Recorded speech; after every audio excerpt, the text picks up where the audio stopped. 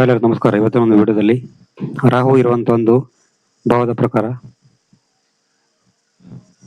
ನಿಮ್ಮ ಒಂದು ಆಸೆ ಮತ್ತು ಆಕಾಂಕ್ಷೆ.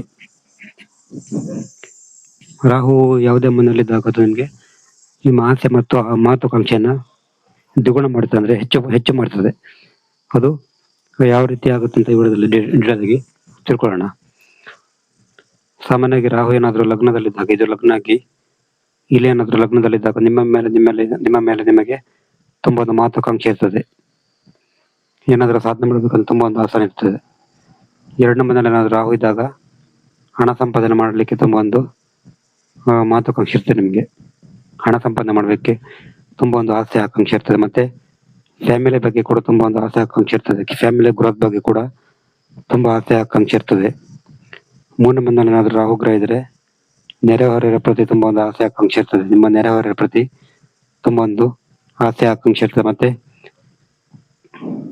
ಏನಾದರೂ ಸಾಧನೆ ಮಾಡ್ಬೇಕಂತ ತುಂಬಾ ಒಂದು ಆಸೆ ಆಕಾಂಕ್ಷೆ ಇರ್ತದೆ. ಮತ್ತೆ ಪ್ರಯತ್ನ ಕೂಡ ಆಗುತ್ತೆ. ಪ್ರಯತ್ನ ಕೂಡ ತುಂಬಾ ಡೀಪ್ ಆಗಿರುತ್ತೆ ಇರೋದು.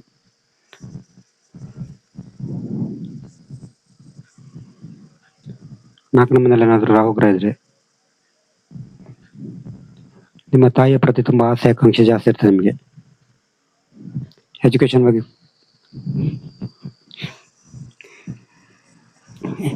ಬಗ್ಗೆ ಕೂಡ ತುಂಬಾ ಆಸೆ ಆಕಾಂಕ್ಷೆ ಇರ್ತದೆ ನಿಮಗೆ. ನಾಲ್ಕನೇ ಮನೆಯಲ್ಲಿ ಏನಾದ್ರು ರಾಹು ಗ್ರಹ ಇದ್ರೆ ತಾಯಿಯ ಪ್ರತಿ ಕೂಡ ತುಂಬಾ ಆಸೆ ಆಕಾಂಕ್ಷೆ ಇರ್ತದೆ. ಮನೆ ವೆಹಿಕಲ್ ತಗೊಳ್ಳೋ ಬಗ್ಗೆ ತುಂಬಾ ಒಂದು ಮಾತುಕಾಂಕ್ಷೆ ಇರ್ತದೆ. ಪಂಚಮದಲ್ಲಿ ಏನಾದ್ರು ರಾಹು ಗ್ರಹ ಇದ್ರೆ ಮಕ್ಕಳ ಪ್ರತಿ ತುಂಬಾ ಆಸೆ ಆಕಾಂಕ್ಷೆ ಇರ್ತದೆ. ಎಜುಕೇಶನ್ ಮಾಡುವಾಗ ಎಜುಕೇಶನ್ ಬಗ್ಗೆ ತುಂಬಾ ಒಂದು ಆಸೆ ಆಕಾಂಕ್ಷೆ ಇರ್ತದೆ. ತುಂಬಾ ಚೆನ್ನಾಗಿ ಓದ್ಬೇಕು, ಹಾಗೆ ಮಾಡ್ಬೇಕು, ಹೀಗೆ ಮಾಡ್ಬೇಕಂತ ತುಂಬಾ ಆಸೆ ಆಕಾಂಕ್ಷೆ ಇರ್ತದೆ. ಐದನೇ ಮನೆಯಲ್ಲಿ ಏನಾದ್ರು ರಾಹು ಗ್ರಹ ಇದ್ರೆ.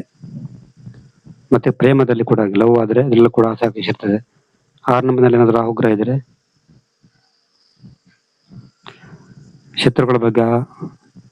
ಶತ್ರುಗಳ ದಮನದ ಬಗ್ಗೆ ಆಸೆ ಆಕಾಂಕ್ಷೆ ಇರ್ತದೆ.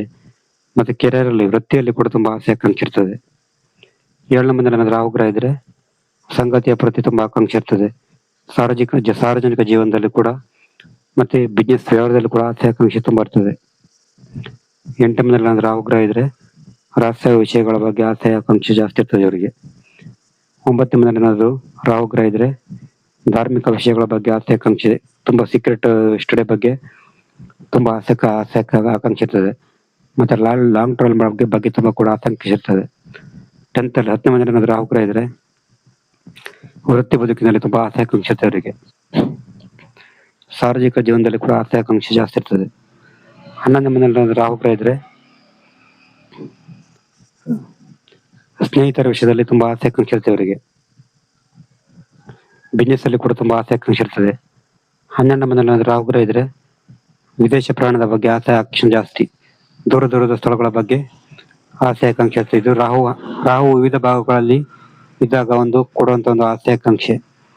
ನಿಮ್ಗೆ ಏನಾದ್ರು ಜಾತಕ ಶುರು ಮಾಡ್ಬೇಕಂದ್ರೆ ಒಂದು ವಾರದ ಸಂಖ್ಯೆ 70 906 37 934 ಈ ನಂಬರ್ಗೆ ವಾಟ್ಸಪ್ ಮಾಡಿದ್ರೆ ಜಾತಕ ಬಗ್ಗೆ ತಿಳಿಸಿಕೊಡ್ತೇವೆ. ನೆಕ್ಸ್ಟ್ ಬೇರೆ ನಮಸ್ಕಾರ.